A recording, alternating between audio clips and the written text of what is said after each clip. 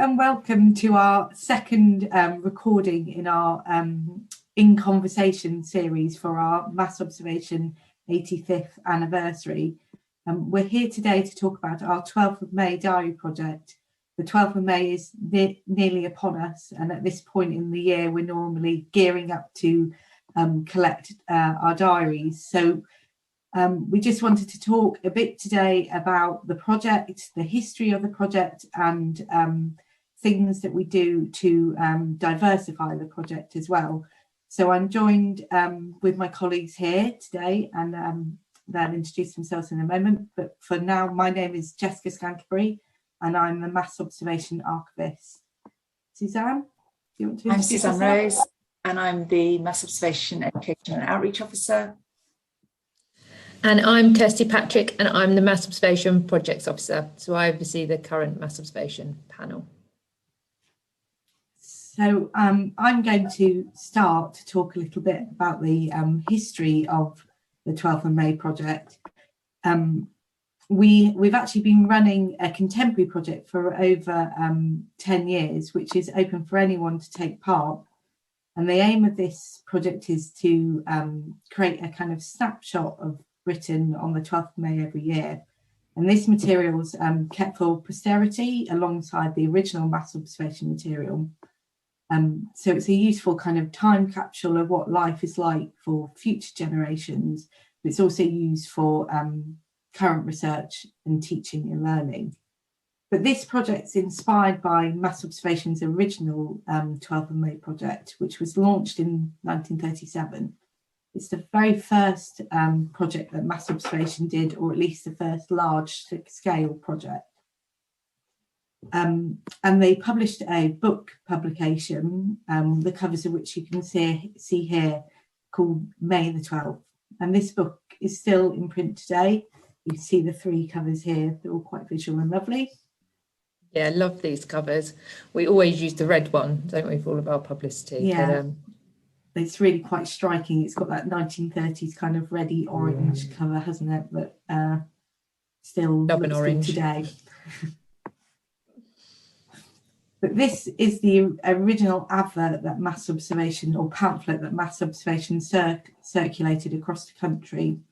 And I think we all get it out for teaching at various points. Mass Observation declare, where were you on 12th of May? Mass Observation wants your story. And the 12th of May was picked because Mass Observation was so interested in the so-called abdication crisis of King Edward VIII, which arose when the King proposed to marry Wallis Simpson. Mass Observation were particularly interested in whether the newspapers were correctly reporting the view of those on the street. So they saw this as the time to kind of mobilise the country to create their own document, an own documentary of the day itself. And I'm just going to highlight a bit from this pamphlet on the second page, and they say, what are you going to do on that day? Probably you want to share the fun or carry back memories of a historic occasion. You will go out and join in the shouting with the rest. Watch yourself. Watch your neighbour. Watch him with the detachment of a doctor examining a patient. May the 12th is going to be a field day for all of those who want to observe human behaviour of the mass. So quite an ambitious project.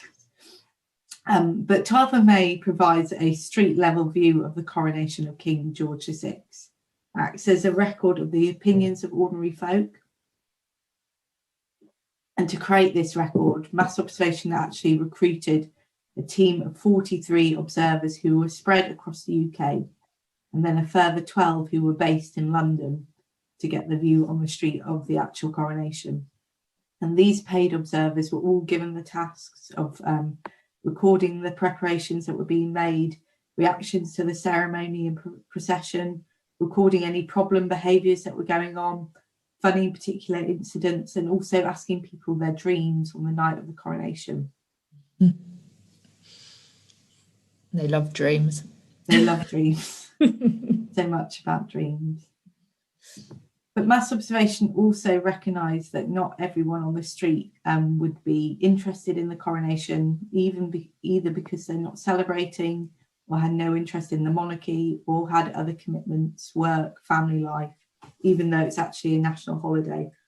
And to capture these people, mass observation did what we still do today. They recruited diarists and also respondents to questionnaires who responded to mass observation's direct questions and kept a detailed diary of the day. Mass observation actually instructed these people to keep a diary hour by hour, the account of the day. And that's why we see in our collection that so many of the diaries start 9 o'clock, I did this, 10 o'clock, I did this, 11 o'clock, I did this. It's very methodical, isn't it, in what they're doing? Yeah. It's great. And you see that a lot more in some of the collections. Suzanne's going to introduce that kind of methodical kind of timing throughout the day.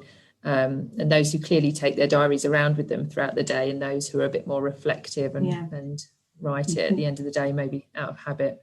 Yeah, you can certainly see those people, can't you, who maybe had it squashed up in their pocket and been getting it out on the day. And also those, as we'll see actually in this diary, which is typed. So I'm guessing they weren't carrying their typewriter around. Instead, it was done at the end of the day when they. But nice and accessible, as we were saying earlier, like a typed one. And a lovely opportunity to reflect back as well. If you don't have to write your day on the day, you can spend some time reflecting back and looking back over your day and then record it as this person has done. Yeah, absolutely. Take notes throughout the day and then write it up when you have the time. And some of those people actually submit their notes and then submit their typed diaries as well, which is useful, I think, when you can see that level of reflection going on and the changes and kind of self-editing that people may well have done. I have to say on this diary, look, it's got some drawings around this section here and the 9:30 circled. I think that comes actually from mass observation itself. Mass observation's offices, who were, as we saw earlier, interested in creating edited versions of the diaries for book publications. So I think this is probably someone in mass observation's offices seeing, that looks like a nice selection and highlighting it, which we would never do now, because when diaries enter our collections, we try to not do any kind of editing and leave them in the form that they arrived. But mass observation in 1937 had different priorities, I think.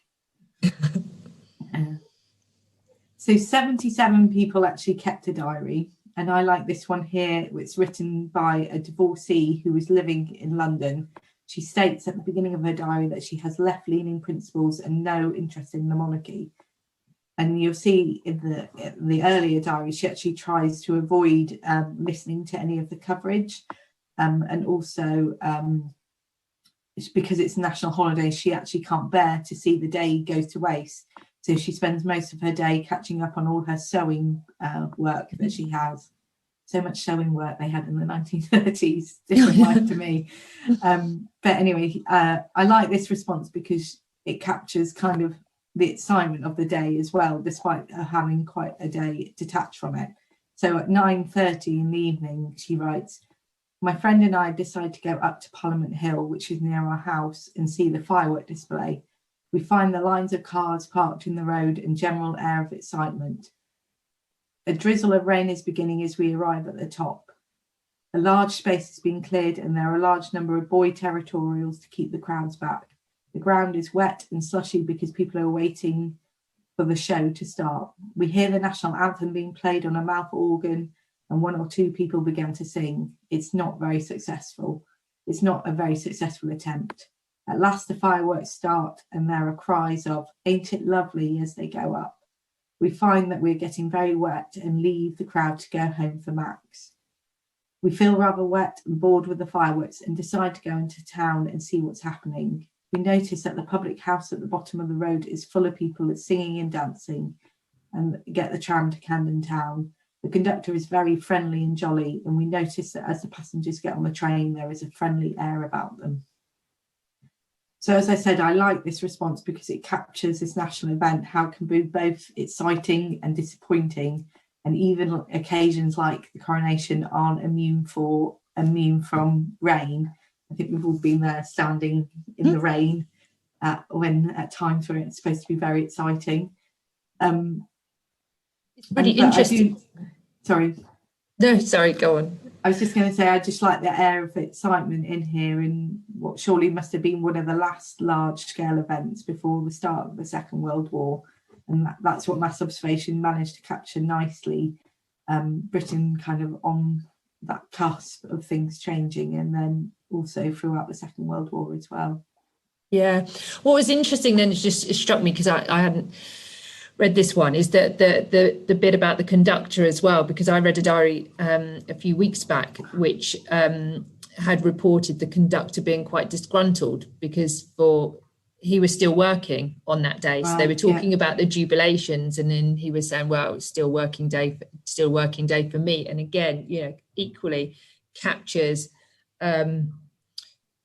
those kind of experiences, those lived experiences of people on this day, and that disgruntlement, because according to the press at that time, it was jubilations everywhere for the coronation, and yet actually, there were those who weren't celebrating, couldn't celebrate it, and those who were working and lived it out in different ways. So it's the diaries are so rich in that, what they can offer. Yeah, you see that as well in the VE Day diaries.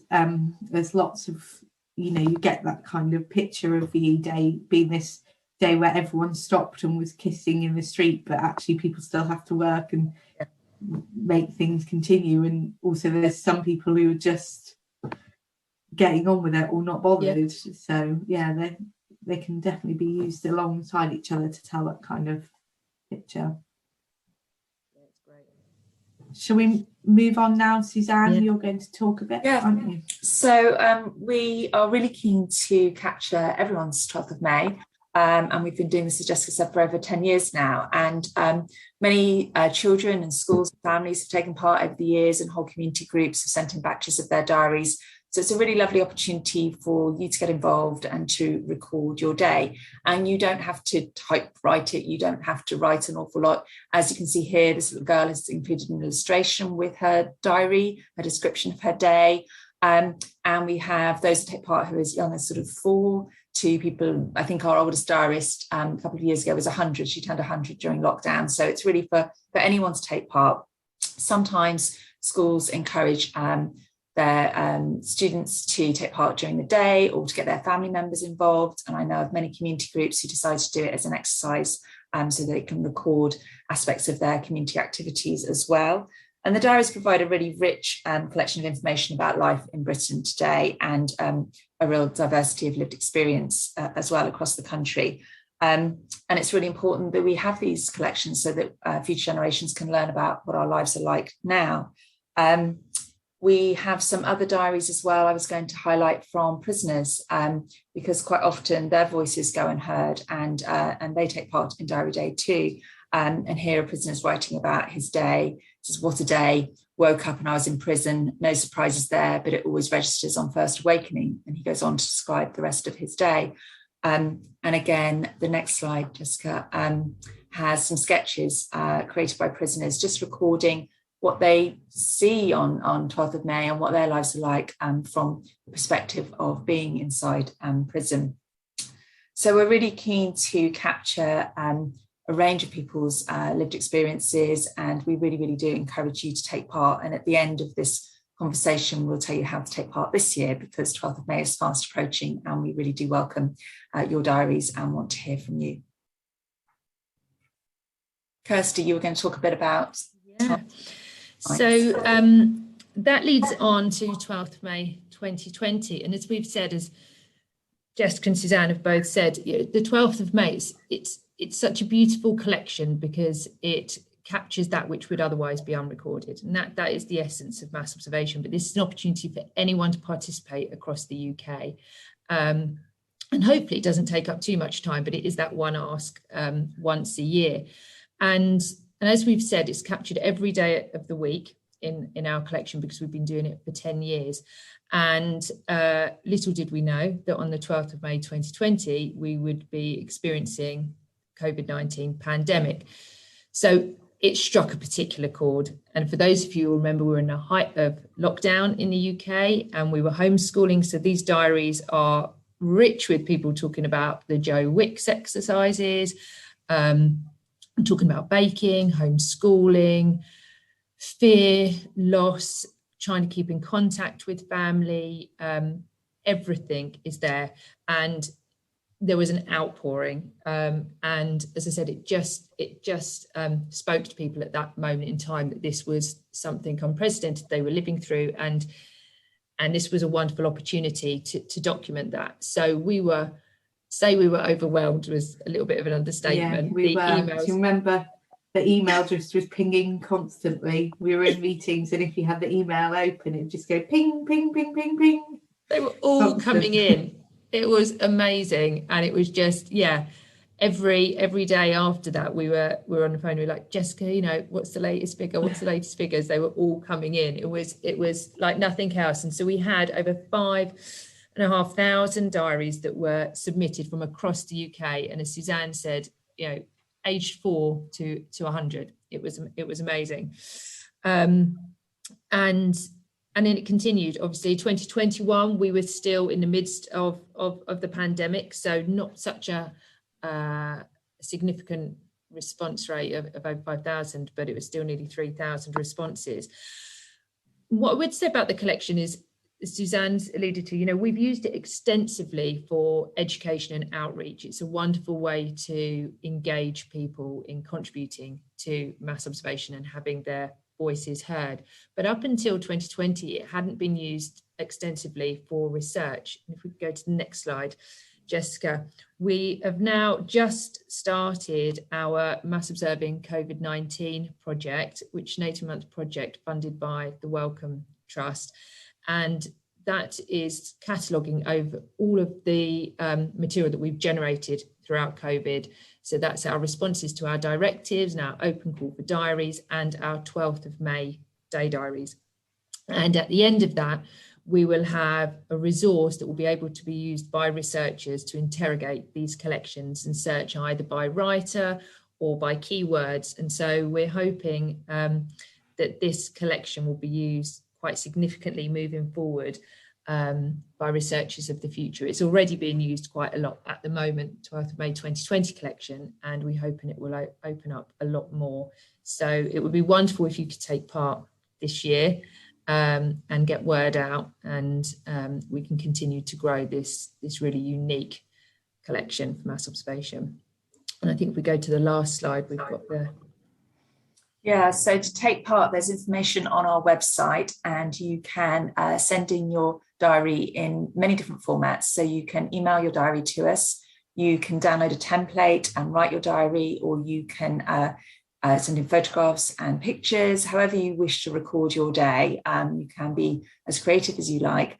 But you can also, if you want to engage through our social media channels, you can tweet your day, or you can engage with our Instagram as well. So we're really, really hopeful that many people will just let us know about their day and what they're up to this 12th of May. We know it's a Thursday, but we don't know what will happen on that day, and we don't know how extraordinary or ordinary that day may be. But please do take part and contribute your day to our collection, and this will enable future generations to learn about our lives now. And we should just add that there is no limit on how much you write, how little or how long you want your diary to be, and there's no deadline. So people tend to submit them, quite soon after, but don't worry if it goes on a little bit longer, because we just welcome your contribution.